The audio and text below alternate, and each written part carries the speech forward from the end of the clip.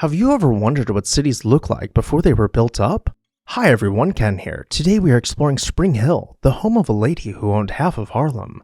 Hit that subscribe button and let's explore this house. In the early 1800s, Mary G. Pickney was born into a wealthy family, but after her mother divorced her father and remarried, things took a turn for the worst.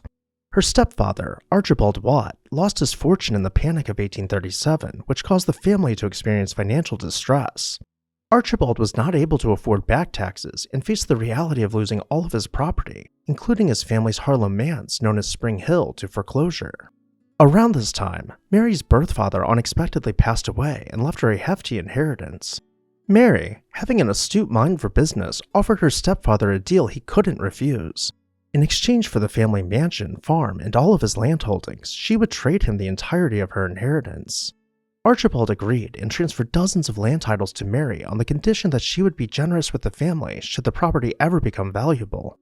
Fast forward about 30 years, and New York is expanding at an unprecedented rate. By the end of the Civil War, not only was the city encroaching on Mary's once rural land holdings, but she had been anticipating it the entire time. She subdivided most of her land into over 1,000 building lots and began not only selling them, but also orchestrating land leases. She did so strategically, reinvesting her profits into more land, and by the 1880s, she was said to own half of Harlem and was recognized as the largest female landowner in the state of New York. Around this time, Mary undertook significant renovations at the Spring Hill mansion. She added a third floor concealed by a mansard roof, updating the Georgian mansion to the Second Empire style.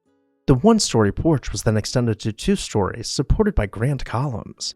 As the years passed, the matured trees grew larger and apartment buildings walled off the property, leaving a slice of rural New York in the heart of Harlem. The interior of the mansion was also renovated while retaining much of its original layout, though the alterations were carried out with respect for the already historic architecture by leaving most of the woodwork, including the grand staircase, intact. Most days, she could be found in her library, meticulously poring over contracts and bids from developers. Even though it was almost unheard of to do business with a woman at this time period, if a developer wanted to build something in Harlem, they had to meet her here to negotiate. Continuing our tour, we find the drawing room, a truly unique space for the time, where Mary blended the old with the new. She left the millwork and plasterwork intact while bringing in a new marble mantel as well as what was considered modern furniture for the time. In the dining room, she incorporated heritage pieces with modern furniture in a way that refreshed the mansion without losing the family's history. Around this time, the papers began speculating that she must be worth a few $1,000,000, and while she lived in the largest house on the largest lot in the neighborhood, it would prove to be far below her means.